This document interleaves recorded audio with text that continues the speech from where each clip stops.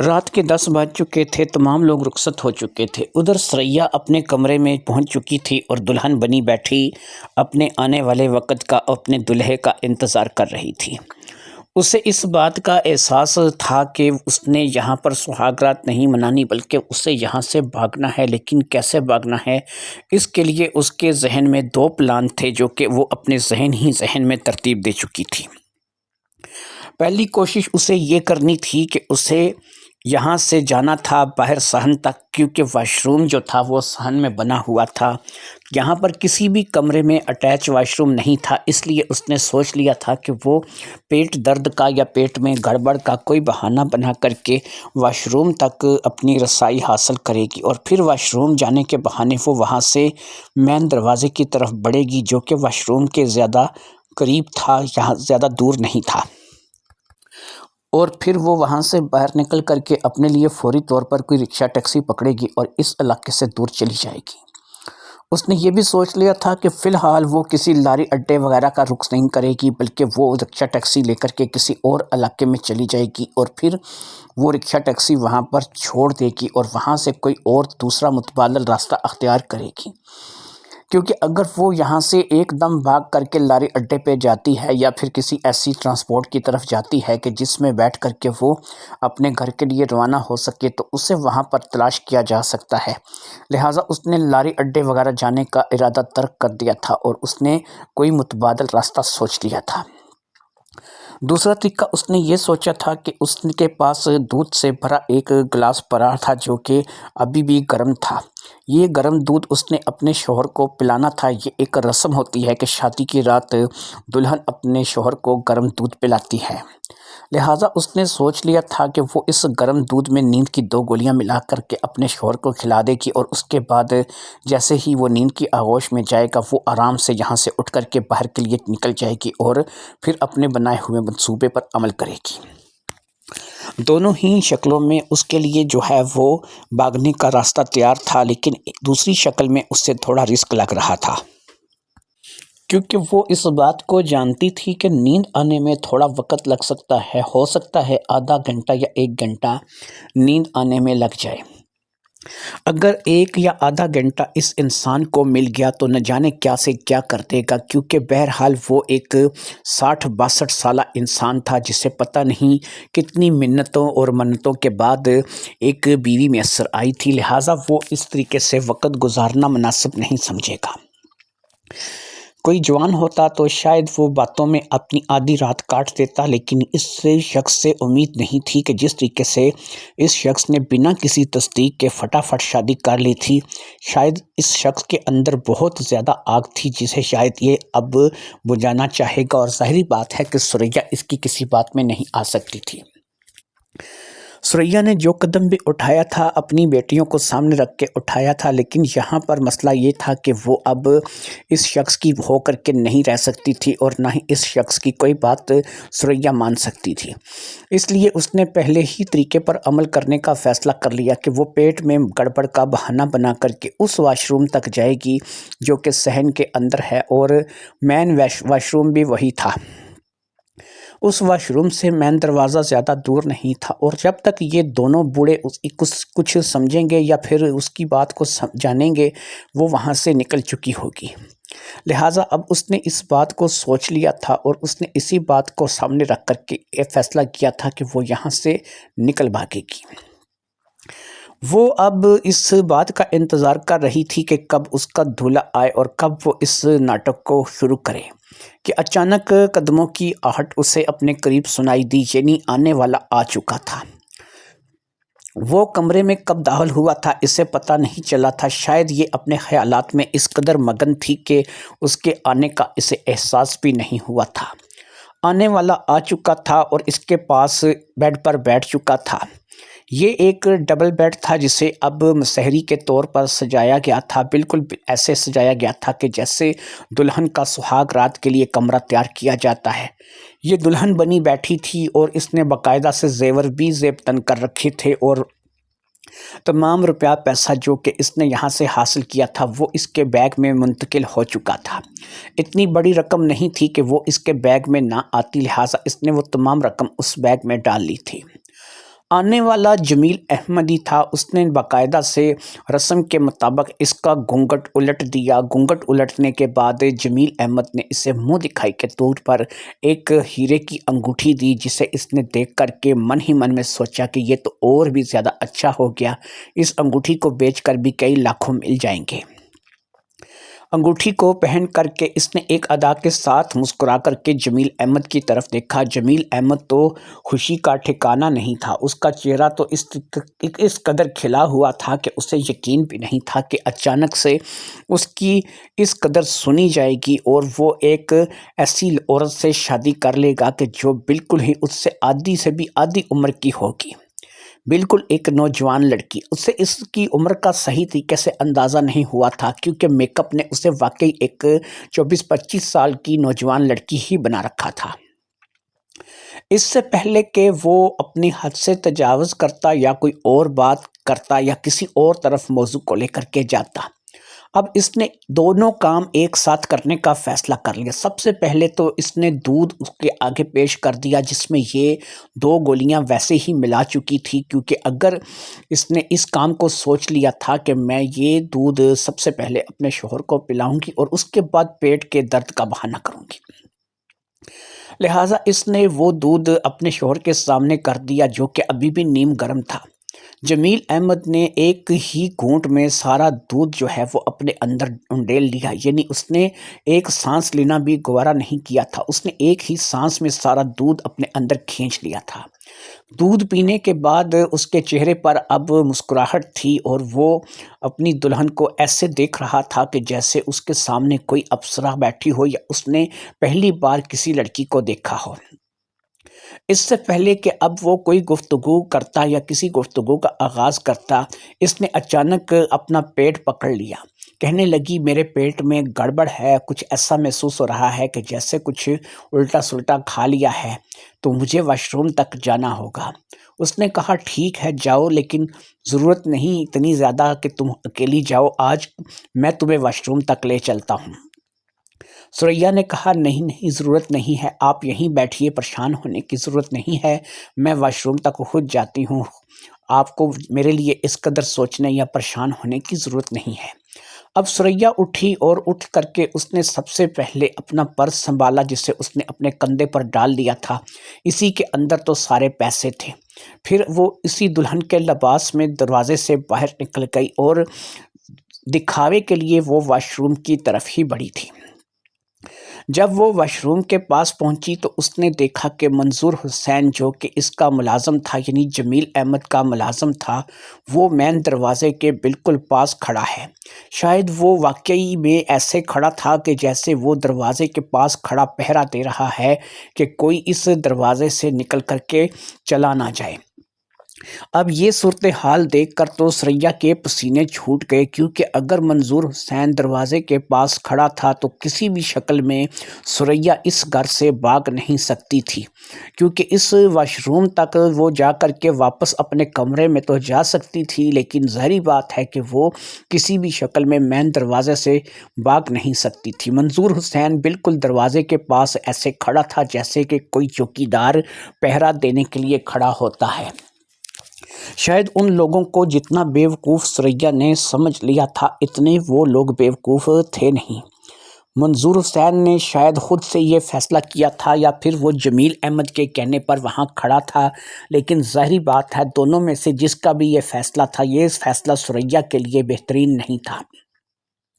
اگر اسی طریقے سے اس نے جمیل احمد کو نیند کی گولیاں دے دی تھیں اور اس کے بعد اب اس کے پاس اتنا ہی وقت تھا کہ وہ یہاں سے بھاگ جائے، اور جب تک جمیل احمد کو ان گولیوں کا اثر ہوگا اس وقت تک ثریا یہاں سے بہت دور جا چکی ہوگی۔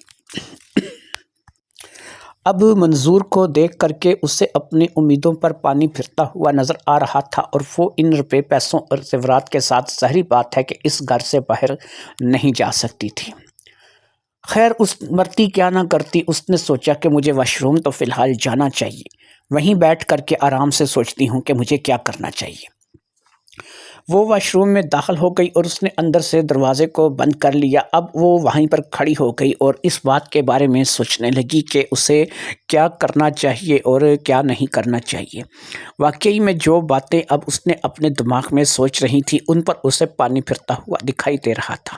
منظور حسین اگر ساری رات اسی طریقے سے دروازے کے پٹ کے پاس کھڑا رہا اور مین دروازہ وہی تھا، وہیں سے باہر جایا جا سکتا تھا، اگر وہ اسی طریقے سے کھڑا رہا تو ثریا کا سارا منصوبہ خاک میں مل جائے گا۔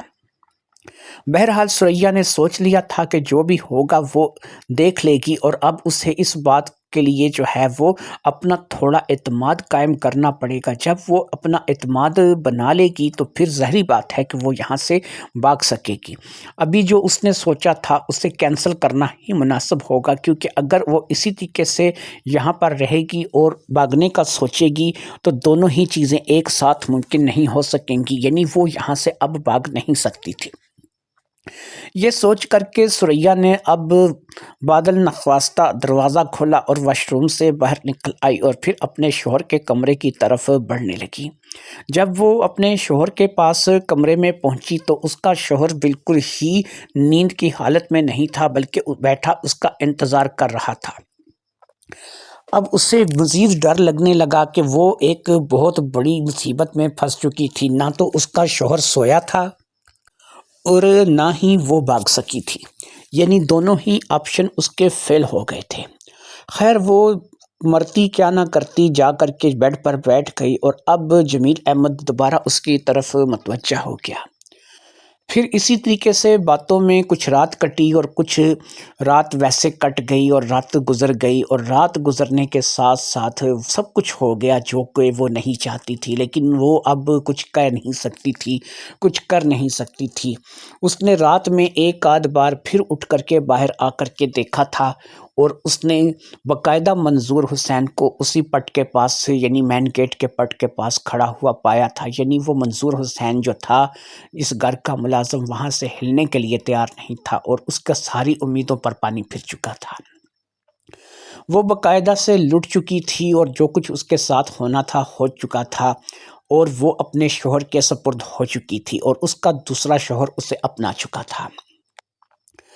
اسی طریقے سے رات گزر گئی اور رات گزر کے اگلی صبح ہو گئی۔ صبح وہ دیر تک سوتی رہی۔ ظاہری بات ہے کہ ساری رات اس نے ایک کشمکش میں گزاری تھی، کبھی وہ باہر کا چکر لگا کر کے دیکھتی تھی اور کبھی جو ہے وہ اسی طریقے سے جو ہے وہ اپنا ٹائم گزار رہی تھی۔ صبح جب وہ اٹھی تو صبح کے 11 بج رہے تھے۔ اس وقت تک اس نے دیکھا کہ اس کا شوہر جو ہے وہ اٹھ چکا تھا، اور جب وہ اٹھ کر کے باہر آئی اور اس نے صحن میں آ کر کے دیکھا تو منظور حسین، شکر ہے کہ وہ مین گیٹ سے ہٹ چکا تھا۔ اب اس نے منظور حسین کے کمرے کی طرف جانا مناسب سمجھا، کیونکہ وہ ایک نظر منظور حسین کو بھی دیکھنا چاہتی تھی کہ ساری رات کا پہرے دار اب کیا کر رہا ہے۔ جب وہ منظور حسین کے کمرے کی طرف گئی تو کمرے کا دروازہ بند تھا، لیکن کھڑکی سے جھانک کر دیکھنے پر پتہ چلا کہ وہ تو اونٹ کیڑے بیچ کر کے سو رہا ہے، شاید اب وہ نیند کی کسر نکال رہا تھا۔ شوہر موجود نہیں تھا۔ اسے دیکھا تو وہ اس وقت خود جو ہے ایک کمرے میں بیٹھا تھا، اور اس کے بیٹھنے کا انداز ایسا تھا کہ جیسے کوئی فاتح ایران ہو یا پھر کوئی بہت بڑا بادشاہ ہو، یا اس نے بہت بڑا معرکہ مار لیا ہو۔ اسے اس کمرے میں بیٹھا چھوڑ کر کے یہ جلدی سے واپس اپنے کمرے میں آئی۔ اس نے صرف اسے باہر سے ایک نظر دیکھا تھا اور اسے ایسا لگا تھا کہ اس کا شوہر جو ہے وہ بیٹھا ہوا ہے، اور اب وہ دوبارہ اپنے کمرے میں آ گئی تھی۔ کمرے میں آ کر کے اس نے سب سے پہلے اپنے پرس کو کھولا اور پرس میں موجود پیسوں کی تسلی کی، جو کہ واقعی اس میں موجود تھے، کسی نے انہیں چھیڑا نہیں تھا۔ زیور ابھی تک اس کے جسم پر موجود نہیں تھے، کیونکہ رات میں ہی وہ زیور اتار دیے گئے تھے، لیکن اس نے جب الماری کھول کر کے دیکھی تو وہ زیور اسے الماری میں مل گئے۔ اس نے فٹافٹ سے ان زیورات کو بھی اس بیگ میں ڈالا، اور اسی بیگ میں پیسے تھے۔ جو ہیرے کی انگوٹھی منہ دکھائی کے طور پر ملی تھی وہ بھی اس نے اس بیگ میں ڈالی، اور پھر ان تمام چیزوں کو بیگ میں ڈالنے کے بعد اس بات کی تسلی کرنے کے بعد کہ نوکر سو چکا ہے اور شوہر جو ہے وہ کسی دوسرے کمرے میں آرام سے بیٹھا ہے اور اب اس کا اس طرف کوئی توجہ نہیں ہے، یہ آرام ہی سے وہاں سے نکلی اور صحن میں آ کر کے واش روم کے پاس سے ہوتی ہوئی مین دروازے کی طرف بڑھی۔ اس نے مین دروازے کی طرف بڑھ کر کے اب وہاں سے باہر نکلنے کا سوچا، لیکن ایک دم سے یہ رک گئی۔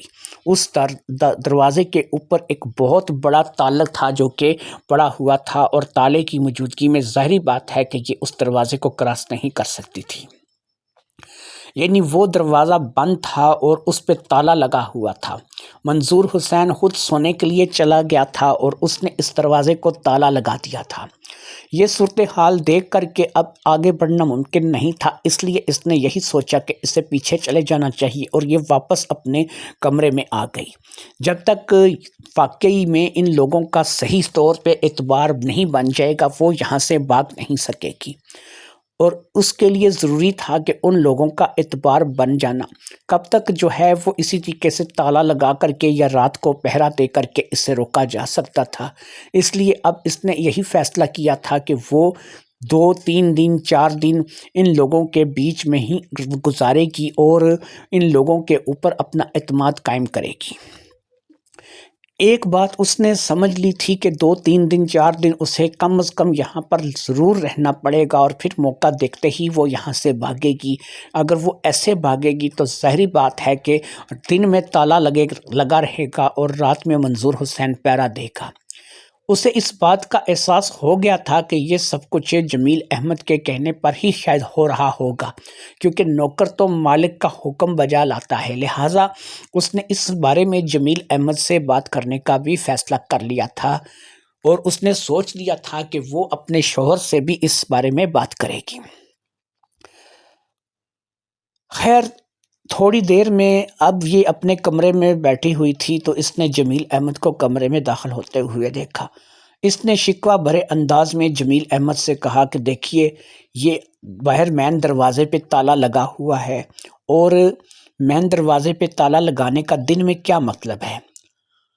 اب جمیل احمد نے کہا کہ نہیں، یہ کوئی تمہارے لیے نہیں لگایا گیا ہے، اصل میں یہ ایک بڑا بازار ہے جس میں ہمارا یہ گھر ہے۔ تمہیں پتہ ہے کہ باہر سے شور شرابے کی آوازیں بہت آتی ہیں، تو یہ ہم دونوں کیونکہ گھر میں اکیلے ہی ہوتے تھے تو ہم پہلے بھی اسی طریقے سے تالا ہی لگا کر کے رکھتے تھے، کبھی کوئی ضرورت پڑتی تھی تو تب باہر جاتے تھے، ورنہ سارا دن تالا ہی لگا رہتا تھا۔ ایسے میں انسان تھوڑا محفوظ محسوس کرتا ہے، چور چکوں کا ڈر نہیں رہتا، اور انسان جو ہے وہ اچھے طریقے سے اپنا وقت گزارتا ہے۔ رات میں بھی یہ کیونکہ ایک بازار ہے اور چوری چکاری کا ڈر رہتا ہے، اس لیے میں منظور کو کہتا ہوں کہ دروازے کے پاس ہی رہا کرے، دروازے کے پاس کھڑا رہا کرے۔ اس میں یہ ہے کہ وہ اس کا پہرا دیتا ہے، اور ایسے میں چوری چکاری کا خدشہ جو ہے وہ بڑا کم ہو جاتا ہے۔ تم اس چیز کو فکر مت کرو، تمہیں جب بھی باہر جانا ہوگا میں تمہیں خود اپنے ساتھ اپنی گاڑی میں لے جاؤں گا، اور پھر ہم اسی طریقے سے واپس آ جائیں گے۔ یہ تم پر کوئی پابندی نہیں ہے، بس یہ ایک احتیاط کے پیش نظر ہے کہ کوئی گھر میں آ کے چوری چکاری نہ کر لے۔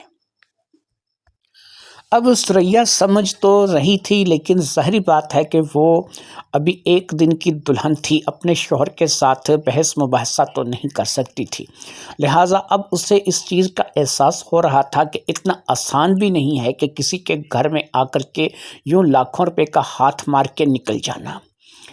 وہ دن بھی گزر گیا اور اسی طریقے سے رات آ گئی، اور اب ہر رات ہی رنگین ہونے لگی تھی۔ اسے تھوڑی سی شرمندگی کا احساس بھی ہوتا تھا، اس سے تھوڑی سی یہ باتیں غلط بھی لگتی تھیں، لیکن وہ اپنے بچیوں کے لیے یہ کر رہی تھی، اپنے شوہر کے لیے یہ سب کچھ کر رہی تھی، اس لیے وہ خاموشی سے سب کچھ برداشت کرتی چلی آ رہی تھی۔ اسے اس بات کا احساس بھی ہوا تھا کہ یہ شخص اگرچہ 60 سال سے تجاوز کر چکا تھا اور اس کی عمر 60 سال سے زیادہ تھی، لیکن یہ ایک اچھا خاصا مرد تھا، اچھا خاصا تگڑا انسان تھا، اور کسی بھی لحاظ سے کسی بھی چیز کو لے کر کے کم نہیں تھا۔ یہ کسی بھی نوجوان آدمی سے کم نہیں تھا اور اپنا وقت اچھے طریقے سے گزار لیتا تھا۔ لیکن ثریا یہاں پر نہ تو ان کاموں کے لیے آئی تھی اور نہ ہی وہ ان باتوں کو لے کر کے سنجیدہ تھی. اسے تو یہ سب کچھ مجبوری کے تحت کرنا پڑ رہا تھا اور اس مجبوری سے وہ بہت جلد جان چھڑانے والی تھی. ایک دن اور گزر گیا، پھر 2 دن اور گزر گئے، لیکن روٹین وہی رہی اور آخر کار اس نے سر پکڑ لیا. اسے سمجھ میں نہیں آ رہا تھا. ایک تو اس شخص پر نیند کی گولیاں بھی اثر نہیں کرتی تھیں. اس نے 2 مرتبہ اسے 2 گولیاں دی تھیں، لیکن دونوں ہی مرتبہ یہ ساری رات جاگتا رہا تھا اور کوئی بھی گولی جو تھی اس کو نیند دلانے میں کامیاب نہیں ہو سکی تھی. اب وہ پریشان ہونے لگی. اسے سمجھ میں نہیں آ رہا تھا کہ ان دونوں کے ہوتے ہوئے وہ یہاں سے واپس اپنے گھر نہیں پہنچ سکے گی اور نہ ہی وہ اس واردات کو سر انجام دے سکے گی. وہی سسٹم تھا کہ دن بھر تالا پڑا رہتا تھا اور اگر اسے کسی جگہ جانا ہوتا تھا تو دونوں اس کے ساتھ جاتے تھے، یعنی منظور حسین بھی اور جمیل احمد بھی اسے ساتھ ہی لے کر کے جاتے تھے اور پھر ساتھ ہی واپس آتے تھے. ہاں کبھی کبھار ایسا ہوتا تھا کہ یہ جمیل کے ساتھ جاتی تھی، لیکن ظاہری بات ہے کہ یہ اپنی تمام چیزوں کو ساتھ میں نہیں لے کے جا سکتی تھی. زیور، روپیہ، پیسہ سب کچھ اس کے ساتھ نہیں ہوتا تھا. جب یہ ساری چیزیں یہ اکٹھی کرتی تھی تو اس کو جانے کا موقع نہیں ملتا تھا، اور اگر یہ چیزیں اس کے پاس نہیں ہوتی تھیں اور موقع ہوتا تھا تو ظاہری بات ہے کہ یہ بھاگ نہیں سکتی تھی.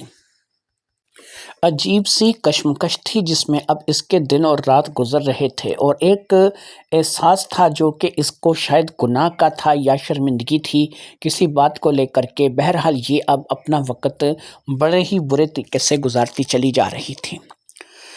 جمیل احمد خوش تھا کہ اسے ایک نئی نویلی دلہن مل گئی تھی اور اب تک اس نے اپنا وہ میک اپ نہیں اتارا تھا، نہ ہی اس نے منہ پہ پانی ڈالا تھا اور نہ ہی اس نے منہ کو دھونا گوارا کیا تھا، کیونکہ ایک پانی ہی ایسی چیز تھی جو کہ اس میک اپ کو دوبارہ سے دھل سکتا تھا، اور اگر یہ میک اپ پانی کی مدد سے صاف ہو گیا تو ظاہری بات ہے کہ اس کی اصلی شکل صورت جو ہے وہ سامنے آ جائے گی. اس نے یہاں پر کئی بار مرتبہ غسل کیا تھا، نہایا تھا، لیکن اپنے چہرے پہ پانی نہیں لگنے دیا تھا اور چہرے کو ہمیشہ پانی سے بچا کر کے رکھا تھا تاکہ چہرے پہ پانی نہ لگے اور نہ ہی چہرے کی اصلیت جو ہے وہ سامنے آئے، کیونکہ اگر ایک چہرے کے نیچے سے دوسرا چہرہ نکل آیا تو پھر سارا بانڈا پھوٹ سکتا ہے اور اس کی تمام کیے کرائے پہ پانی پھر جائے گا. 3-4 دن گزر جانے کے بعد اب ایک بات اچانک سے اس کے ذہن میں آئی اور اس نے اس بات پہ عمل کرنے کا فیصلہ کر لیا. بات تھی بھی ایسی کہ جو اسے پہلے ذہن میں آ جانی چاہیے تھی. اس کے شوہر پر اگر نیند کی دوائی اثر نہیں کر رہی تھی اور وہ دوائی کھانے کے باوجود بھی نیند کی آغوش میں نہیں جاتا تھا، تو یہ جو دوائی تھی یہ اسے منظور حسین پہ ٹرائی کر سکتی تھی. لہٰذا منظور حسین کی چیزوں پر اس نے نظر رکھنی شروع کر دی کہ وہ کب کھاتا ہے، کب پیتا ہے، کیا کھاتا ہے، کیا پیتا ہے. تب اسے پتہ چلا کہ منظور حسین پہلے سے ہی کوئی دوائی لے رہا ہے. اب پتہ نہیں وہ دوائی جو ہے وہ کس سلسلے میں ہے. اس نے منظور حسین کے کمرے تک رسائی حاصل کر لی اور اس کی دوائی میں اس نے باقاعدہ سے مزید 2-3 گولیاں جو تھی وہ نیند کی شامل کر دیں. سب سے بڑی کامیابی اسے اس بات کی ملی کہ جو نیند کی گولیوں کا رنگ تھا بالکل اس سے ملتی جلتی گولیاں اس کی اپنی دوائی میں بھی شامل تھیں. شاید وہ کوئی اور کسی مسئلے کے لیے تھی، لیکن وہ رنگ وہی تھا جو کہ نیند کی گولیوں کا رنگ تھا. وہ بھی چھوٹی چھوٹی سفید گولیاں تھیں اور یہ بھی چھوٹی چھوٹی سفید گولیاں تھیں. لہٰذا اس نے ان گولیوں کے ساتھ ان گولیوں کو بدل دیا.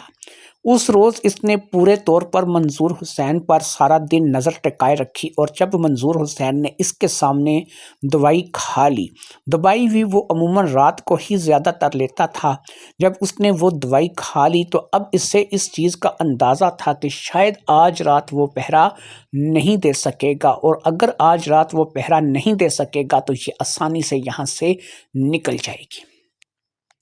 اس بات کو سوچ کر کے اس کے دل میں ایک اطمینان کی لہر تھی جو کہ دوڑ گئی تھی۔ اس رات بھی یہ جمیل کے ساتھ کمرے میں تھی اور پھر جمیل کے سونے کا انتظار کر رہی تھی۔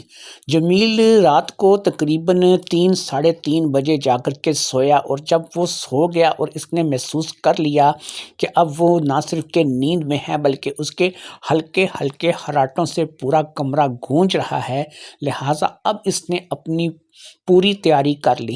لیکن اس سے پہلے یہ ایک مرتبہ باہر جا کر کے منظور حسین کا جائزہ لینا چاہتی تھی۔ جب یہ وہاں سے اس کمرے سے باہر نکل کر صحن میں آئی اور واش روم کی طرف بڑھی، کیونکہ واش روم کا ایک ایسا بہانہ تھا جو کہ اسے منظور حسین کے پاس لے کے جا سکتا تھا، کیونکہ واش روم کے بالکل ساتھ ہی مین گیٹ تھا جہاں سے باہر نکلنے ہوتا تھا، لہٰذا یہ واش روم کی طرف بڑھی۔ جب یہ واش روم کے پاس گئی تو اس کا دل خوشی سے اچھل پڑا۔ اس نے بالکل دروازے کے ساتھ ہی ایک جگہ پر دیوار کے ساتھ ٹیک لگائے منظور حسین کو دیکھا، جو کہ شاید نیند کی آغوش میں تھا اور اسے ارد گرد کی کسی بھی چیز کا ہوش نہیں تھا۔ یہ ایک بہترین کامیابی تھی جو کہ اس نے حاصل کر لی تھی۔ اس نے واش روم جانا ترک کیا اور واپس اپنے کمرے میں آ گئی۔ اس نے جمیل احمد کا جائزہ لیا تو وہ بھی ہلکے ہلکے خراٹے لے رہا تھا اور سو رہا تھا۔ اب اس نے بنا آواز کیے اپنی الماری کھولی، جس الماری میں یہ اپنا سامان رکھتی تھی۔ اس نے ایک دفعہ پھر سے اپنا بیگ نکالا اور اس بیگ کے اندر موجود رقم کا اس نے اچھے طریقے سے جائزہ لیا۔ جائزہ لینے کے بعد اس نے زیورات کو اٹھا کر کے ایک مرتبہ پھر اس نے بیگ میں ڈالا، ہیرے والی انگوٹھی بھی اتار کر کے اس بیگ میں ڈالی، ایک نظر سوئے ہوئے جمیل احمد پر ڈالی جو کہ واقعی اس وقت دنیا و مافیا سے بے خبر سو رہا تھا۔ پھر آہستہ آہستہ قدم چلتی ہوئی وہاں سے اس کمرے سے باہر نکل آئی۔ ظاہری بات ہے کہ آج اس کا دلہن والا جوڑا نہیں تھا، بلکہ اس نے سلوار قمیض دوپٹہ ایک سوٹ پہن رکھا تھا، جس کے ساتھ اسے چلنے پھرنے میں زیادہ آسانی ہو رہی تھی۔ بیگ کو کندھے پر لاد کر کے یہ باہر مین دروازے کے پاس آ گئی، جس کے اوپر تالا لگا ہوا تھا۔ اس دروازے کے بالکل ساتھ ہی دیوار کے ساتھ منظور حسین ٹیک لگائے سو رہا تھا۔ اس نے اس کی واسکٹ کی جیب سے چابی نکالی جو کہ شاید اسی بڑے تالے کی تھی۔ اس نے اللہ کا نام لے کر کے اس تالے میں چابی لگائی اور جیسے ہی اسے گھمایا تالا آسانی سے کھلتا چلا گیا۔ تالا کھول کر کے اس نے بے آواز دروازے کا ایک پٹ جو ہے اسے تھوڑا سا کھولا، اتنا رستہ بنایا کہ جس سے یہ آسانی سے باہر نکل جائے۔ اپنے باہر جانے کا رستہ بنانے کے بعد یہ وہاں سے باہر نکلی اور اس نے آہستہ سے دروازے کو دوبارہ بند کر دیا۔ باہر رات کیونکہ بہت ہو چکی تھی اور 3:30-4 بجے کا ٹائم تھا تو سارا بازار بند پڑا تھا۔ لوگوں کے ٹھیے، ریڑیاں، دکانیں اور دکانوں کے آگے لگی ہوئی چیزوں کے اوپر تالے لگے ہوئے تھے۔ شاید دور کہیں چوکیدار تھا جو کہ ہاتھ میں ایک ڈنڈا پکڑ کر کے وہ یہاں کی گردش کر رہا تھا اور اس بازار میں گھوم رہا تھا۔ شاید وہ ایک ایسا شخص تھا جو کہ واحد ایسا شخص تھا جو کہ اسے یہاں سے جاتے ہوئے دیکھ سکتا تھا۔ لیکن اس بازار کے کیونکہ کافی سارے راستے تھے، یہ کسی بھی راستے سے جا سکتی تھی، اس لیے اس نے اس چوکیدار کی طرف بڑھنا مناسب نہیں سمجھا، ورنہ وہ اس کی نظروں میں آ سکتی تھی۔ لہٰذا اس نے ایک علیحدہ راستہ اختیار کیا اور وہاں سے نکل کھڑی ہوئی۔ جیسے ہی یہ وہاں سے نکلی اس نے تیز تیز قدم اٹھاتے تقریباً بھاگنا شروع کر دیا۔ یہ جلد از جلد مین روڈ تک پہنچنا چاہتی تھی۔ اسے پتا تھا کہ اس وقت تقریباً 4 بج رہے ہیں، کوئی رکشہ ٹیکسی ملنا اس وقت آسان نہیں، لیکن یہ یہاں سے جتنی زیادہ دور چلی جانا چاہتی تھی، اس نے سوچ لیا تھا کہ اسے زیادہ سے زیادہ دور چلے جانا چاہیے۔ اگر رکشہ ٹیکسی نہیں بھی ملے گی تو کوئی مسئلہ نہیں، یہ پیدل ہی یہاں سے کافی دور نکل جائے گی اور اتنا دور نکل جائے گی کہ صبح ہونے تک وہ ان لوگوں کی نظروں سے بالکل اوجھل ہو چکی ہوگی۔ لہٰذا اس نے یہی کیا تھا اور وہاں سے کافی بھاگ کر کے دور آ گئی تھی۔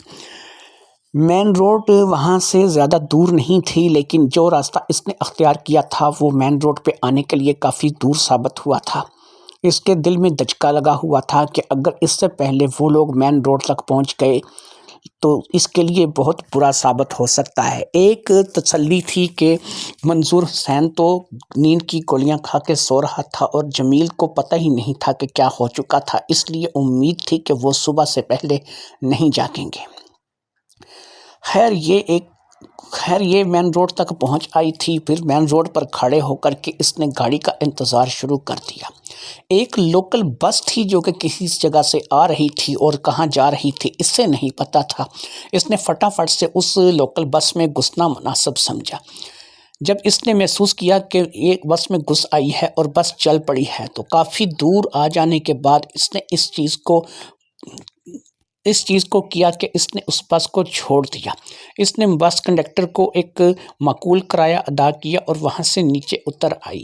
وہ بس کہاں سے آ رہی تھی، کہاں جا رہی تھی اسے نہیں پتا تھا، لیکن یہ جس جگہ پر اتری تھی اس جگہ کو یہ قدرے پہچان گئی تھی، کیونکہ یہاں پر یہ کئی مرتبہ جمیل کے ساتھ شاپنگ کے لیے آ چکی تھی، لہٰذا اسے اس جگہ کی پہچان تھی، لہٰذا یہ اس جگہ پر اتر گئی تھی۔ یہاں پر اتر کر کے اب اس نے سب سے پہلے جو ہے وہ ایک ہوٹل کا رخ کیا، کیونکہ وہ اب ایک ہوٹل کی طرف بڑھ رہی تھی، کیونکہ اس نے سوچ لیا تھا کہ اسے رات جو ہے وہ کسی نہ کسی طور پر کسی ہوٹل میں گزارنی ہوگی۔ ایک ہوٹل میں رات گزارنے کا مطلب یہی تھا کہ وہ اپنے آپ کو محفوظ کرنا چاہتی تھی۔ اگر اس وقت وہ کسی بس یا لاری یا کسی ٹرانسپورٹ کی طرف بڑھے گی تو وہ پکڑی بھی جا سکتی ہے، لیکن اگر وہ کسی ہوٹل کی طرف جائے گی تو اسے پکڑا نہیں جا سکتا۔ کیوں نہیں پکڑا جا سکتا یہ بات وہ بڑی اچھے طریقے سے جانتی تھی۔ ہوٹل میں جانے سے پہلے ایک جگہ اس نے ایک پانی کا نلکا دیکھا تھا۔ اب اس نے اس نلکے کے پاس جا کر کے اچھے طریقے سے رگڑ کر کے اپنا میک اپ اتار دیا تھا۔ میک اپ اتارنے کے بعد اس نے اپنے ساتھ لایا ہوا بیگ کھولا۔ اس بیگ میں اس کے کپڑے تھے۔ یہ کپڑے وہ کپڑے تھے کہ جو اس نے اس گھر میں رہتے ہوئے نہیں پہنے تھے۔ یہ وہ کپڑے تھے کہ جو وہ اپنے گھر سے اپنے ساتھ لے کر کے آئی تھی۔ یہاں پر اس نے فٹافٹ ان کپڑوں کو تبدیل کرنا مناسب سمجھا، جس کے لیے اب ظاہری بات ہے کہ اس وقت آدھی رات کو سڑکیں سنسان تھیں، بازار سنسان تھے اور کوئی آمد و رفت بھی زیادہ نہیں تھی، لہٰذا اس نے ایک جگہ پر ایک برآمدہ سا دیکھا اور اس برآمدے میں جا کر کے اس نے فٹافٹ سے اپنے پہلے کپڑے اتارے اور اس کی جگہ اس نے یہ کپڑے پہن لیے۔ اس کام میں مشکل سے اس نے 3 سے 4 منٹ لگائے ہوں گے اور اس دوران اس نے آگے پیچھے دھیان رکھا تھا کہ کوئی اسے دیکھ نہ لے۔ دوسرے کپڑے پہننے کے بعد، میک اپ اتارنے کے بعد اس نے وہ بیگ، جس بیگ میں اس نے سارا سامان ڈال رکھا تھا، اس بیگ کو الٹا کر لیا۔ اب الٹا کرنے کے بعد اس بیگ کا رنگ ایک دم بدل گیا تھا اور اس کا ڈیزائن بھی بدل گیا تھا۔ اب اس نے دوبارہ سامان اس بیگ میں رکھا، اچھے طریقے سے اسے زپ لگائی اور اس کے بعد اب وہ کسی ہوٹل کی طرف بڑھ گئی۔ اب وہ کسی ہوٹل میں جا کر کے آرام کرنا چاہتی تھی۔ وہ اپنے آپ کو ایک مسافر عورت ظاہر کرنا چاہتی تھی۔ اس کی آئیڈینٹی اس کے پاس مکمل تھی اور اب اس کی جو آئیڈینٹی تھی وہ باقاعدہ سے ثریا کے نام پر تھی۔ یہاں پر آپ لوگوں کو یہ بتا دوں کہ جب اس نے نگت کا روپ دھارا تھا اور نگت کی اس نے شکل اختیار کی تھی تو اس نے نگت کے نام پہ ایک نقلی آئیڈینٹی بھی بنائی تھی۔ یہ نقلی آئیڈینٹی اس نے ایک کمپیوٹر گرافک کے ماسٹر سے بنوائی تھی اور اس کو بھی اس نے وہ تصویر دی تھی اور کہا تھا کہ مجھے فلاں فلاں نام کی فلاں فلاں تصویر لگا کر کے ایک آئیڈینٹی بنا دو، جو کہ اس کی چند 100 روپے میں بن گئی تھی اور بنانے والے نے اس سے سوال بھی نہیں کیا تھا کہ یہ کون عورت ہے یا کس کے نام کی آئیڈینٹی بنوا رہی ہو، یا پھر اسے کیا پتا تھا کہ کل کو یہ کیا کرنے جا رہی ہے۔ یہاں پر بھی جب اس کی آئیڈینٹی وغیرہ جو ہے وہ چیک کی گئی تھی اور نکاح کے ٹائم پہ اس کا شناختی کارڈ مانگا گیا تھا تو اس نے وہی ID کارڈ نکال کر کے سامنے رکھ دیا تھا، جو کہ واقعی نگت کے نام پر تھا اور نگت کے نام پر ہی بنا ہوا تھا۔ اس لیے لوگوں کو شک نہیں ہوا تھا کہ اس کا نام نگت نہیں ہے۔ یہ ایک نقلی شناختی کارڈ تھا جو کہ اس نے ایک کمپیوٹر ڈیزائن ماسٹر سے چند لمحوں میں بنوا لیا تھا۔ 1 سے 1.5 گھنٹے کے اندر اس نے ایک اسے شناختی کارڈ تیار کر دیا تھا جو کہ ہو بہو اصلی شناختی کارڈ جیسا تھا۔ لہٰذا اب اس نے وہ اصلی شناختی کارڈ اسی بیگ کے ایک نقلی شناختی کارڈ اسی بیگ کے ایک خفیہ جیب میں منتقل کر دیا تھا اور اپنا اصلی شناختی کارڈ جو کہ ثریا بیگم کے نام سے تھا وہ نکال لیا تھا۔ یہ وہاں سے قریب ہی چلتی ہوئی ایک ہوٹل کی طرف بڑھی اور اس پہ باقاعدہ لکھا ہوا تھا کہ فیملی رومز کی سہولت موجود ہے۔ काउंटर पर इसे एक लड़की मिल गई जिसे इसने बताया कि ये एक मुसाफिर है जो कि अपनी एक दोस्त से मिलने के लिए आई थी, लेकिन जिस घर में इसकी दोस्त रहती थी वो वहाँ पर गई तो पता चला कि दोस्त घर छोड़ के जा चुकी है। वो रेंट पे रहती थी, अब नए घर का पता नहीं है, इसलिए ये सुबह वापस चली जाएगी और रात भर के लिए इसे कमरा चाहिए। उसने कमरे की कीमत बताई और चाबी दे दी और आइडेंटिटी वगैरह लेकर के रजिस्टर्ड में लिख लिया जो कुछ भी लिखना था। फिर इसके बाद उसने कमरे की चाबी दी और फिर एक लड़के को बुला करके कहा कि सामान वगैरह अगर इनका कोई बैग वगैरह है तो वो उठा करके आप इनके साथ कमरे में चले जाओ। बैग इसने खुद उठा लिया था, उस लड़के को मना कर दिया था और फिर ये उस बैग के साथ ही उस कमरे में चली आई थी जो कि इसने अपनी रिहाइश के लिए मुंतखब किया था। ये एक मिडिल क्लास होटल था, कोई ज़्यादा वीआईपी नहीं था जिसकी इसको कोई ज़्यादा कीमत अदा करनी पड़ी थी। 1000 रुपये में इसे रात गुजारने के लिए ये कमरा मिल गया था जो कि इससे काफ़ी हद तक मुफीद था। इसने उस लड़की से ये भी पूछ लिया था कि अभी ये 4 बजे जो है वो इस कमरे को ज्वाइन कर रही है, 4 से भी टाइम ऊपर हो चुका है, तो ये कब जो है इस कमरे को छोड़ सकेगी। तो उसने कहा कि ये 12 घंटे का किराया होता है, आप चाहें तो कल 4 बजे तक इस कमरे को छोड़ सकते हैं और किराया यही रहेगा। लिहाजा अब इसने उसको बोल दिया था कि मुझे डिस्टर्ब ना किया जाए, मुझे जब भी नाश्ता खाना मंगवाना होगा मैं खुद नीचे आके कर लूँगी, बस मुझे नींद करनी है, मुझे सोने दिया जाए। इसे इस बात का अच्छे तरीके से पता था कि ये सोई नहीं है और अगर ये सोएगी नहीं तो फिर किस तरीके से जो है वो आराम कर सकेगी। लिहाजा ये उस कमरे में आ गई थी। फिर इसने बिस्तर पर दराज होकर के सोना मुनासिब समझा। इसने बैग को अच्छे तरीके से बिस्तर के नीचे रख दिया था और दरवाजे को अच्छे तरीके से बंद कर दिया था। यह किसी किस्म का रिस्क नहीं ले सकती थी, लिहाजा इसने तमाम तरफ से मुतमिन होने के बाद अपने आप को जो है वो बिस्तर पर डाल दिया और फिर थोड़ी ही देर में यह नींद की आगोश में चली गई। अगली सुबह ये उठी तो दिन के 11 बज रहे थे। ये नीचे आई और फिर इसने नाश्ते का आर्डर दिया। नाश्ता करने के बाद ये इत्मीनान से उसी होटल में बैठ गई। अब ये इस बात का इरादा रखती थी कि ये लारी अड्डे की तरफ जाएगी और अपने शहर को तरफ जाने वाली गाड़ी में बैठ करके अपने शहर के लिए निकल जाएगी। यहाँ पर इसने अपने कपड़े एक दफ़ा फिर बदल दिए थे और अब ये सिर्फ वही कपड़े पहन रही थी जो कि ये अपने घर से लेकर के आई थी, जो कि इसके बैग में पहले से मौजूद थे। लिहाजा अब इसने एक कपड़े का जोड़ा और तब्दील कर लिया था। रिसेप्शन पे जाकर के इसने लड़की से बातचीत की और फिर उसको कमरे की चाबी वगैरह दे करके वहाँ से चेकआउट किया और वहाँ से बाहर निकल आई। एक रिक्शा इसने लारी अड्डे के लिए रोका जिसने इसे 300 रुपये में लारी अड्डे उतार दिया और फिर ये लारी अड्डे में उतर करके अपने शहर की गाड़ी तलाश करने लगी। थोड़ी ही देर में इसे अपने शहर की गाड़ी नज़र आ गई। ये गाड़ी में बैठी और फिर अपने शहर के लिए रवाना हो गई।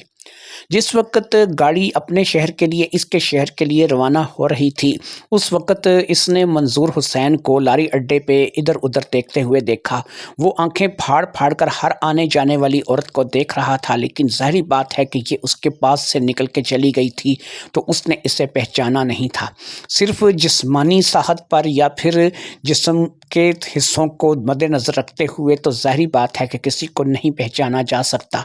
इसे थोड़ा सा डर लगा था, लेकिन इसे पता था कि इसका चेहरा, इसका हुलिया यकसर बदल चुका है और अगर मंजूर हुसैन ने इसकी तरफ उंगली उठाई तो ज़ाहिर बात है कि वो यहाँ से लोगों के सामने बेइज्जत होगा, क्योंकि जिस औरत को वो तलाश कर रहा था बहरहाल अब ये वो औरत नहीं रही थी। गाड़ी निकल आई थी और मंजूर हुसैन बिल्कुल इसको तलाश नहीं कर सका था और जो भी मामला था खुश उसलूबी से तय हो गया था। बैग को खोल करके इसने एक दफ़ा फिर उसमें जेवर, रुपया, पैसा सब कुछ की मौजूदगी का एहसास किया था और फिर इस बात से मुतमिन होने के बाद कि वाकई इसने एक लंबा हाथ मारा है, ये मुतमिन होकर के बैठ गई थी। 2.5 से 3 घंटे के सफ़र के बाद ये अपने शहर में आकर के उतर गई और फिर ज़ाहिर बात है कि इसकी मंज़र इसका अपना घर था। घर पहुंची तो इसकी बहन, इसकी बेटियां उठ कर के इससे मिली और ज़ाहिरी बात है कि वो इस बात को लेकर के परेशान थी कि ये इतने दिनों से कहाँ गायब थी।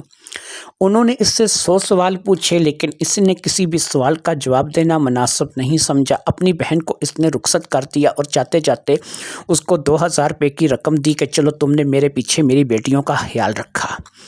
اب یہ اپنی بیٹیوں سے ملی اور اپنی بیٹیوں کے ساتھ مل کر کے گھر کی خیریت وغیرہ دریافت کرنے لگی۔ اپنے شوہر کو دیکھا جو کہ ظاہری بات ہے کہ اس بات کو جان چکا تھا کہ اس کی بیوی واپس آ گئی ہے، لیکن ظاہری بات ہے کہ وہ اس سے کچھ پوچھ نہیں سکتا تھا۔ جو اس کی حالت تھی اس کے لیے اتنا ہی کافی تھا کہ بچیوں کی ماں گھر واپس لوٹ آئی تھی۔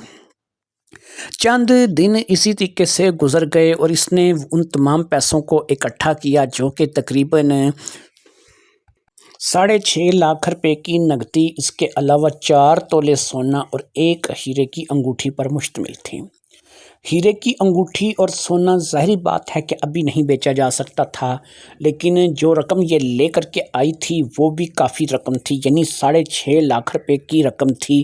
اور اگر یہ 6.5 لاکھ روپے کی رقم کو لے کر کے اپنے پاس رکھتی ہے تو اسے مزید جو ہے ہو سکتا ہے کہ 6 مہینے تک کام ہی کرنے کی ضرورت نہ پڑے، یا پھر اس سے زیادہ سال تک، 1 سال تک اسے کوئی کام کرنے کی ضرورت نہ پڑے۔ لیکن ظاہری بات ہے کہ اس نے اپنی ذہن میں ایک ٹارگٹ فکس کر رکھا تھا اور اس رقم کو وہ ضائع نہیں کر سکتی تھی۔ لہٰذا اب اس نے گھر میں بیٹھ کر کے نئے شکار کی تلاش شروع کر دی تھی۔ اب وہ روزانہ آنے والی اخباروں کو پڑھتی تھی، 2-3 اخباریں وہ خود ہی بازار سے خرید لاتی تھی۔ بچیاں اس بات کو لے کر کے حیران تھی کہ آخر اماں کو یہ کون سی نئی شوق چڑھ آئی ہے کہ وہ اب اخباریں خرید کر پڑھنے لگی ہیں، لیکن وہ ان باتوں سے واقف نہیں تھی کہ اصل میں ہو کیا رہا ہے۔ ایک اخبار میں اس نے اس تصویر کے ساتھ باقاعدہ سے یہ خبر بھی پڑھ لی تھی کہ ایک دلہن اپنے دلہا کو چکمہ دے کر کے گھر سے پیسے اور نقدی لے کر کے بھاگ گئی ہے، زیورات لے کر کے بھاگ گئی ہے۔ یہ خبر ظاہری بات ہے کہ جمیل احمد اور منظور حسین کی طرف سے تھی اور اسے کسی بات کا ڈر نہیں تھا، کیونکہ اسی لڑکی کی تصویر اوپر ڈالی گئی تھی جو کہ ظاہری بات ہے کہ یہ نہیں تھی۔ اس نے اس خبر کو نہ صرف کے پڑھا تھا، باقی اسے ایک ڈر تھا کہ کہیں رضیہ بیگم اس خبر کو نہ پڑھ لے، اور رضیہ نے اگر اس خبر کو پڑھا تو ظاہری بات ہے وہ پڑھی لکھی تو نہیں تھی لیکن دیکھ اور سمجھ تو سکتی تھی، لہٰذا ہو سکتا ہے کہ وہ اس کے لیے مصیبت کا باعث بنے، لیکن اس نے آج تک اسے اخبار پڑھتے ہوئے نہیں دیکھا تھا، اس لیے یہ مطمئن تھی۔ نئے شکار کی تلاش جاری تھی اور آخرکار اسے نئے شکار کی تلاش میں کامیابی مل گئی۔ یہ شخص 50 سال کا تھا اور اس کی بیوی فوت ہو چکی تھی۔ یہاں بھی صورتحال یہ تھی کہ بیوی نہیں تھی، اس کے کوئی بچے بھی نہیں تھے۔ اس نے اپنی بیوی کے ساتھ جو وقت گزارا تھا وہ ایسے ہی گزارا تھا۔ اسے چاہت تھی اس بات کی کہ کوئی ایسی عورت اس کے ساتھ شادی کرے کہ جو بچے پیدا کر سکتی ہو، اور وہ کم از کم 2 سے 3 بچے اس کے پیدا کرے تاکہ اس کی یہ خواہش پوری ہو سکے۔ 50 سال کی اس کی عمر تھی اور اس کا ایڈریس جو تھا وہ ایک اور شہر کا دیا ہوا تھا جو کہ اس شہر کا نہیں تھا اور نہ ہی اس شہر کا تھا جہاں پر جمیل احمد سے ملاقات ہوئی تھی۔ یہاں پر نمبر بھی بالکل ایک مختلف سا نمبر تھا، اور پھر وہ نمبر جو تھا اس کو اچھے طریقے سے ذہن نشین کرنے کے بعد ثریا اس بات کو لے کر کے مطمئن ہو گئی کہ اب اس کی اگلی واردات جو ہے وہ اس شخص کو لے کر کے ہوگی۔ اس شخص کا نام جہانگیر تھا، اس کی عمر 50 سال تھی، اسے بچوں کی خواہش تھی اور ابھی اس کی جو بیوی تھی وہ فوت ہو چکی تھی اور اس میں سے اس کی کوئی اولاد نہیں تھی۔ لہٰذا اب اگلا ٹارگٹ ثریا کے لیے جہانگیر تھا اور وہ جہانگیر کو لوٹنا چاہتی تھی۔ جہانگیر کے بارے میں وہاں پر کچھ زیادہ تفصیل نہیں تھی کہ وہ امیر تھا، غریب تھا، کیا تھا، اس بارے میں اسے بالکل بھی پتہ نہیں تھا۔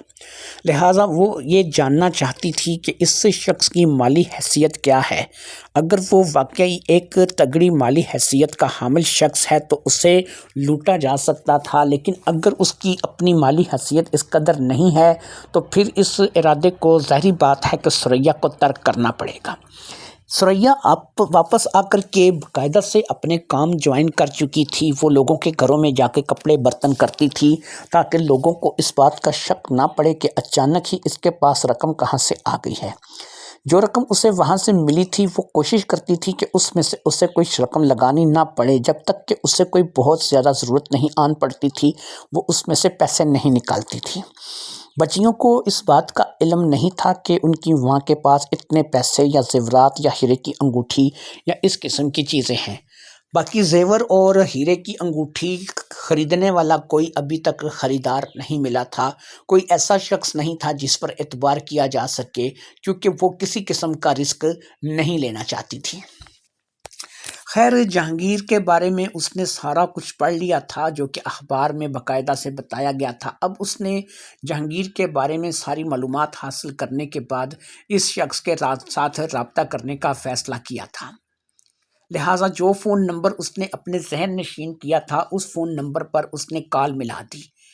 اس کے لیے اس نے وہ سم استعمال نہیں کی تھی جو کہ ظاہری بات ہے وہ اپنے پہلے کیس میں استعمال کر چکی تھی، اور دوسری سم جو کہ اب اس نے اس کیس کے لیے استعمال کی تھی، یہ سم بھی اس نے ایک انجان آدمی کے نام پر نکلوائی تھی۔ ظاہری بات ہے آپ پوچھیں گے کہ آج کل کے دور میں انگوٹھے کے ساتھ ویریفیکیشن ہوتی ہے، اور جب تک آپ بائیو میٹرک نہیں کرتے آپ کو سمیں نہیں ملتی۔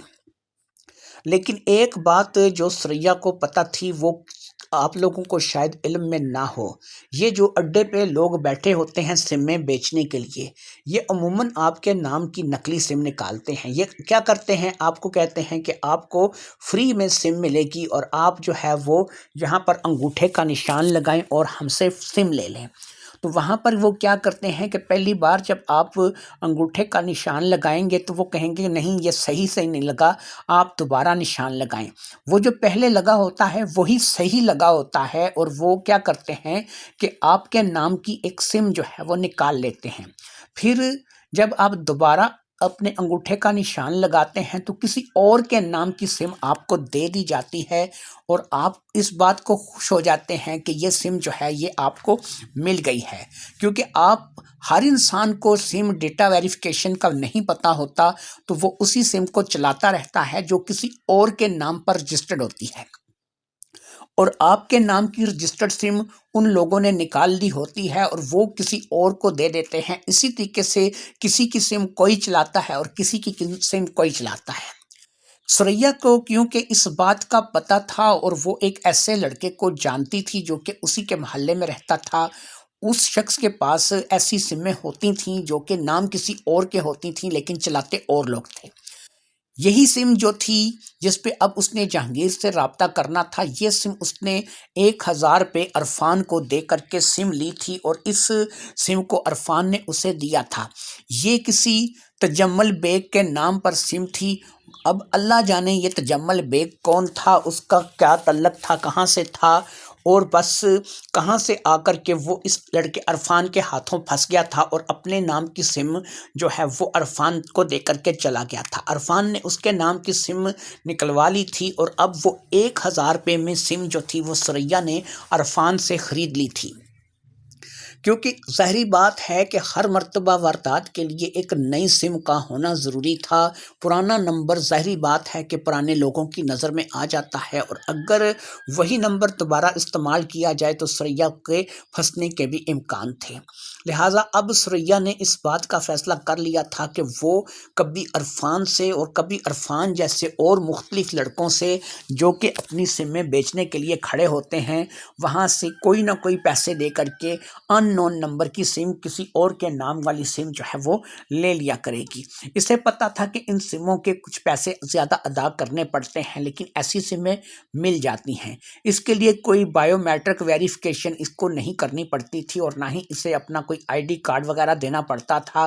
یہ سب کچھ جو ہے وہ ان لیگل ہوتا تھا، اور یہ بات جو ہے وہ ثریا کو اچھی طریقے سے پتا تھی۔ لہٰذا ثریا نے وہ سم لے لی تھی جو کہ کسی تجمل مرزا کے نام پر تھی، اور اب تجمل بیگ مرزا کی سم جو تھی وہ ثریا استعمال کرنے والی تھی اس جہانگیر سے رابطہ کرنے کے لیے۔ جہانگیر ایک 50 سال کا نوجوان تھا، یعنی کہ اس کے لحاظ سے کہ وہ ابھی جوان تھا، جس نے اپنی شادی کا ایڈ دے رکھا تھا، اور اس کا کہنا تھا کہ میں شادی کرنا چاہتا ہوں، اور مجھے جو ہے وہ ایک ایسی بیوی چاہیے جو کہ اولاد پیدا کرنے کی صلاحیت رکھتی ہو۔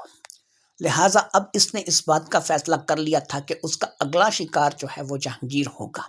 اس نے جہانگیر کا نمبر ڈائل کیا، پہلی ہی بیل پر اس دوسری طرف سے کال کو اٹینڈ کر لیا گیا۔ پھر اس نے جہانگیر سے بھی تقریباً وہی گفتگو کی جو اس نے پہلے جمیل احمد کے ساتھ کی تھی۔ جب جہانگیر کے ساتھ اس نے یہ گفتگو کی تو جہانگیر بھی اس کی گفتگو سے متاثر تھا اور اس کے سامنے بچھا بچھا جا رہا تھا۔ جہانگیر کے بارے میں پتہ لگا جی کہ وہ فرنیچر کنگ ہے، جس شہر سے اس کا تعلق ہے اس شہر میں اس کا اپنا فرنیچر کا شو روم ہے۔ شو روم کے علاوہ اس شہر میں اس کے 3 اپنے ذاتی مکان ہیں جو کہ اس نے کرائے پہ لگا رکھے ہیں۔ ایک مکان میں وہ خود رہتا ہے جو کہ اس کے فرنیچر کے شو روم کے اوپر بنا ہوا ہے۔ اس کی ماہانہ انکم جو ہے وہ 5 سے 7 لاکھ روپے ہے۔ بس یہ ہے کہ اس کی بیوی فوت ہو چکی ہے اور اس کے کوئی بچی بچہ نہیں ہے، لہٰذا اب وہ ایک اور شادی کرنا چاہتا ہے صرف اس لیے کہ اس کی اولاد ہو جائے اور اس کے پاس بچی بچہ ہو جائے۔ اس نے اپنا تعارف آسیہ کے نام سے کروایا تھا اور اس نے بتایا کہ میرا نام آسیہ ہے اور میرے والدین جو ہے وہ میرے بچپن میں ہی انتقال کر گئے تھے۔ میں اپنے چچا چچی کے پاس پلی بڑی ہوں، لیکن میرے چچا چچی نے میرے ساتھ کچھ اچھا سلوک نہیں کیا اور میں ان کی ستائی ہوئی ہوں۔ میں اپنی اب خود مختار ہوں، جوان ہوں، اپنی شادی کرنا چاہتی ہوں۔ میری عمر 25 سال ہے اور میں جو ہے وہ شادی کرنے کے حق میں ہوں۔ میں اپنا فیصلہ خود کروں گی، مجھے چچا چچی کو اپنے اس رشتے میں شامل نہیں کرنا۔ میرے چچا چچی نے میرے لیے بہت سے رشتے اس سے پہلے دیکھے ہیں، لیکن وہ رشتے ایسے ہیں کہ وہ میرے معیار پہ پورے نہیں اترتے۔ وہ لوگ عجیب قسم کے ہیں، مجھے ان کے ساتھ کوئی بھی اٹریکشن محسوس نہیں ہوئی۔ میں نے آپ کا یہ ایڈ دیکھا تو مجھے ایسا لگا کہ مجھے آپ سے رابطہ کرنا چاہیے۔ آپ کو اولاد چاہیے تو بچے مجھے بھی بہت پیارے ہیں، تو میں آپ کو خوش رکھوں گی۔ میں ایک انتہائی غریب گھر سے تعلق رکھتی ہوں، یہ میں آپ کو پہلے بتا دوں تاکہ آپ کو کسی قسم کا اور کوئی مسئلہ نہ رہے۔ میں آپ کے ساتھ شادی کر کے رہوں گی اور آپ نے ایک کام کرنا ہے کہ میرے چچا چچی کے ساتھ میں رابطہ نہیں رکھنا چاہتی۔ اگر آپ یہاں میرے چچا چچی سے ملنے آنا چاہتے ہیں، میرے شہر آنا چاہتے ہیں، تو پھر یاد رکھیے کہ ہو سکتا ہے کہ میری آپ کی بات چیت آگے نہ بڑھ سکے۔ لیکن اگر آپ اس بات کو اگنور کریں، صرف مجھے دیکھیں، مجھے اپنائیں، تو میں آپ سے شادی کرنے کے لیے تیار ہوں۔ اب اس شخص نے ویڈیو کال کے لیے تقاضا کیا۔ اس نے کہا کہ ٹھیک ہے، اس سے پہلے کہ آپ میرے پاس آئیں یا مجھے اپنے پاس بنائیں، کیوں نہ ایک ویڈیو کال ہو جائے۔ جیسا کہ آپ نے بتایا کہ آپ ایک 25 سال کی خوبصورت لڑکی ہیں، نوجوان ہیں، تو میں آپ کو ویڈیو کال پہ اگر دیکھ لوں تو اس میں آپ کو کوئی پریشانی نہیں ہونی چاہیے۔ لہٰذا اب ویڈیو کال کا تقاضا تھا تو اس نے کہا کہ ٹھیک ہے، کل میں آپ سے ویڈیو کال پہ بات کروں گی۔ جب میرے چچا اور چچی جو ہے وہ کچھ کام سے چلے جائیں گے، میں گھر میں اکیلی ہوں گی، تو آپ سے گفتگو ہو جائے گی۔ لہٰذا اس نے کل کا بول دیا تھا۔ اب یہ رضیہ کے پاس ایک اور تصویر لے کر کے چلی گئی اور اس نے رضیہ کو کہا کہ مجھے بالکل ایسا تیار کر دو۔ رضیہ اس بات کو لے کر کے پریشان تو تھی، لیکن ظاہری بات ہے اسے پیسے مل رہے تھے، لہٰذا اس نے اگلے دن آنے کا وعدہ کیا اور اگلے دن صبح ہی صبح جب وہ رضیہ کے گھر گئی تو رضیہ اسے علیحدہ کمرے میں لے گئی اور وہاں لے جا کر کے اس نے اسے تیار کرنا شروع کر دیا۔ تقریباً 1 سے 1.5 گھنٹے کی محنت کے بعد یہ ایک دفعہ پھر اپنی شکل کو مکمل طور پر بدلنے میں کامیاب ہو چکی تھی۔ پھر اس نے وہاں سے رخصتی لی اور اپنے گھر واپس آ گئی۔ بیٹیاں گھر پہ نہیں تھیں اور شوہر جو تھا وہ اپنے کمرے تک محدود تھا۔ ایک علیحدہ کمرے میں آ کر کے اس نے اپنا موبائل نکالا اور موبائل سے اس نے اس شخص کا یعنی جہانگیر کا نمبر ڈائل کر دیا۔ اب اس نے ویڈیو کال کی تھی۔ جب ویڈیو کال ملی تو دوسری طرف سے پہلی ہی بیل پر اس کے نمبر کو ریسیو کر لیا گیا۔ جیسے ہی اس کا نمبر ریسیو ہوا تو ایک چہرہ سامنے آیا جو کہ ظاہری بات ہے کہ ایک خوش شکل انسان کا چہرہ تھا۔ وہ ایک کلین شیو انسان تھا جس نے شلوار سوٹ پہن رکھا تھا سفید رنگ کا۔ چہرے سے ہی ذہانت ٹپکتی تھی اور اس کے چہرے کو دیکھ کر کے ایسا لگتا تھا کہ یہ واقعی میں ایک اچھا انسان ہے۔ اس کے برا ہونے کے لیے ثریا اسے کچھ بھی نہیں کہہ سکتی تھی۔ شکل و صورت سے وہ ایک شریف انسان لگتا تھا، لہٰذا اب ثریا نے اس کے ساتھ گفتگو کرنی شروع کی اور اپنے آپ کو جیسے کہ اس نے آسیہ کے نام سے متعارف کروایا تھا اور آسیہ کے نام سے اس نے اس لڑکے کے ساتھ یعنی کہ جو 50 سال کا لڑکا تھا تھا اس کے ساتھ گفتگو کرنی شروع کی۔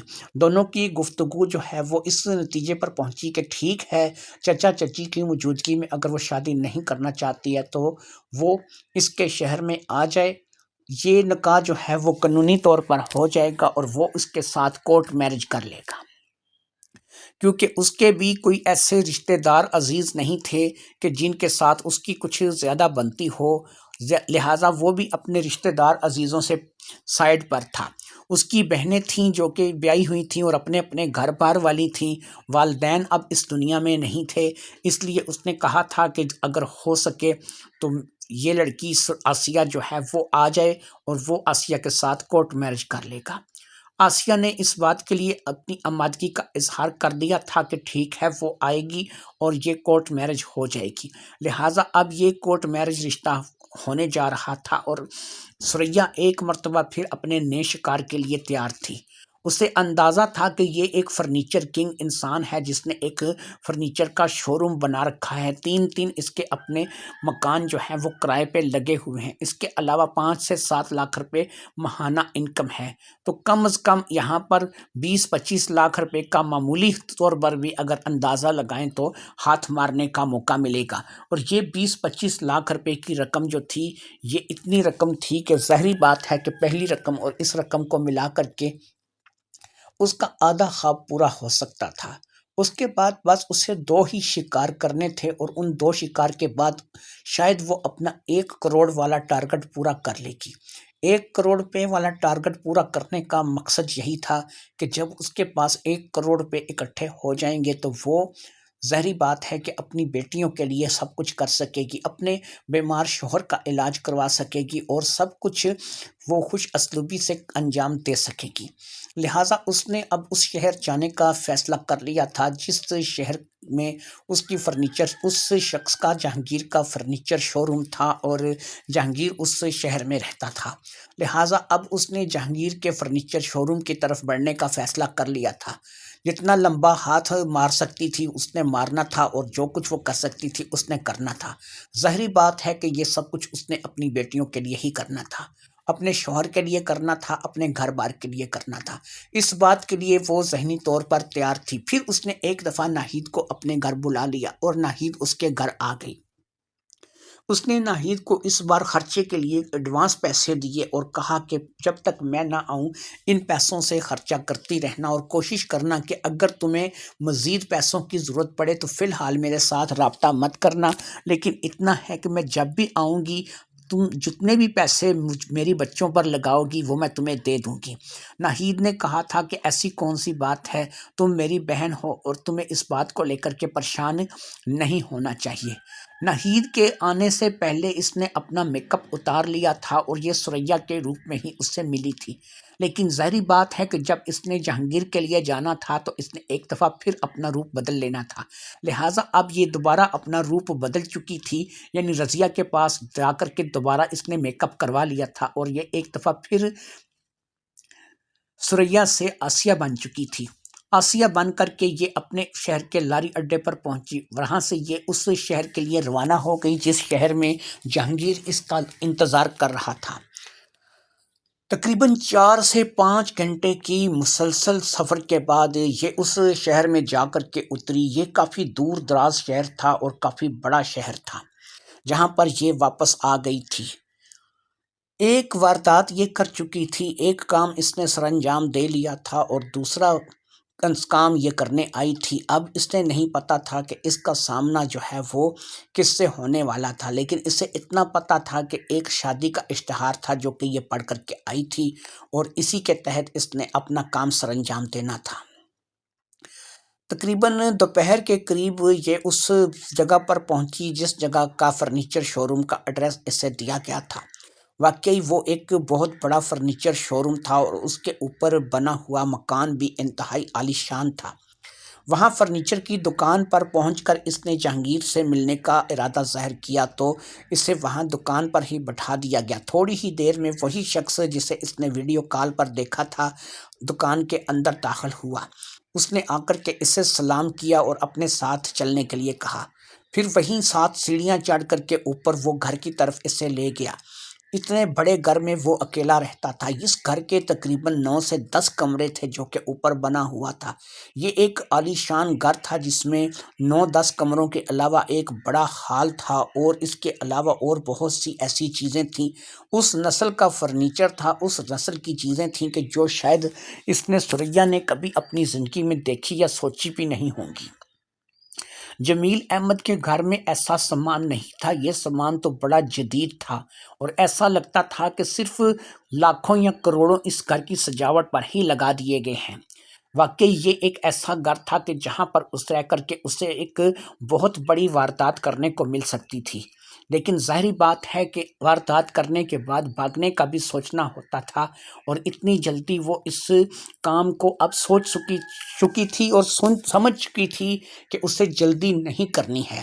اگر اسے یہاں پر کچھ دن رہ کر ساری صورتحال کو سمجھنا بھی پڑے گا تو وہ سمجھے گی، اور صرف اسی وقت بھاگے گی کہ جب وہ اس بات کو محسوس کرے گی کہ اب وہ یہاں سے بھاگنے کے قابل ہے۔ جہانگیر کے ساتھ بیٹھ کر اس نے جو گفتگو کی تھی، اس کے بعد ان دونوں نے واقعی کورٹ میرج کرنے کا فیصلہ کر لیا تھا، لہٰذا اب دونوں ہی کورٹ میرج کے لیے تیار تھے۔